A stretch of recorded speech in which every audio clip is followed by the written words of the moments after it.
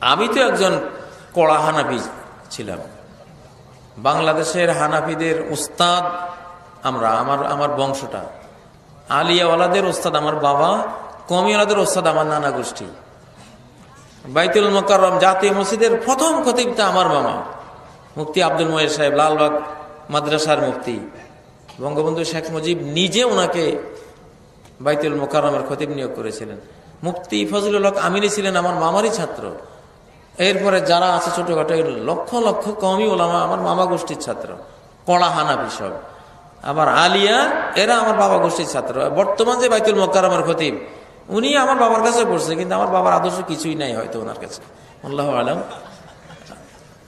এই এই এই আর আমি নাম নিচ্ছি না, বাঘা বাঘা আলেম, তামির মিল্লাতের প্রিন্সিপাল, আল কোরআন একাডেমি লন্ডনের যে পরিচালক হাফেজ মনিরুজ্জামান, আরো আরো বাঘা বাঘা আলেম, এরা আমার বাবা গোষ্ঠীর ছাত্র। তো ওনারা তো হানাফি। তা আমি যে এই হানাফি ব্লক থেকে এসে আপনাদের এখানে বসে গেছি, এ দ্বারা কি বুঝলেন যে এখন আর কোনো পার্থক্য নাই।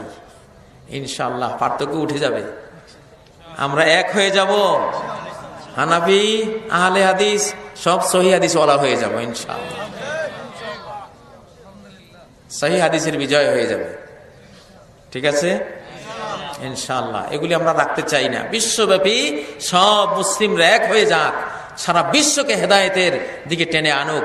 কুনতুম খায়রা উম্মাতিন উখরিজাত লিন-নাস, তোমরা শ্রেষ্ঠতম জাতি, তোমাদেরকে মানব কল্যাণে এই পৃথিবীতে বের করে আনা হয়েছে, মানুষের কল্যাণে নিয়োজিত হও।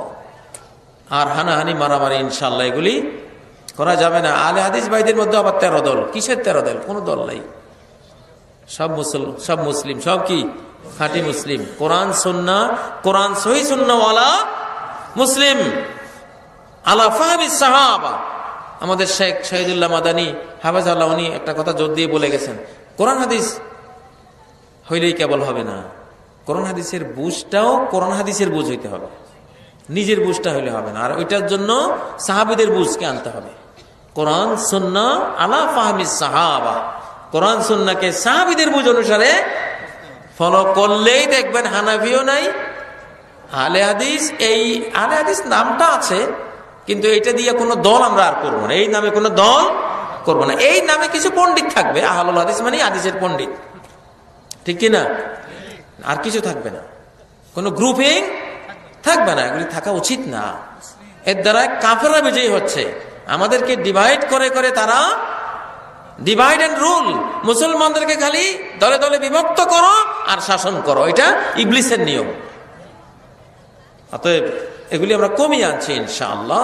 কোরআন এবং সহিহ হাদিসের ভিত্তিতে সারা বিশ্ব মুসলিম এক হয়ে যাবে ইনশাআল্লাহ, সেদিন বেশি দূরে নয়। আমার লক্ষ্মীপুর জেলায় একজন আহলে হাদিসও ছিল না। আহলে হাদিস কি আমি জানতামও না, আমার নজরে পড়ে নাই। আজকে আমি বশিকপুর, আমার লক্ষ্মীপুরে গেলে আমি দেখি সকল মসজিদে জোরে আমিন চলছে, বুকে হাত বাঁধা চলছে, পায়ে পায়ে মিশা চলছে, সহিহ আকীদার আলোচনা, সহিহ সুন্নাহর কথা চলছে। আলহামদুলিল্লাহ, এগুলো তো ইসলামের বিজয়ের লক্ষণ। আল্লাহ তাআলা আমাদের ইসলামকে বিজয়ী করুন।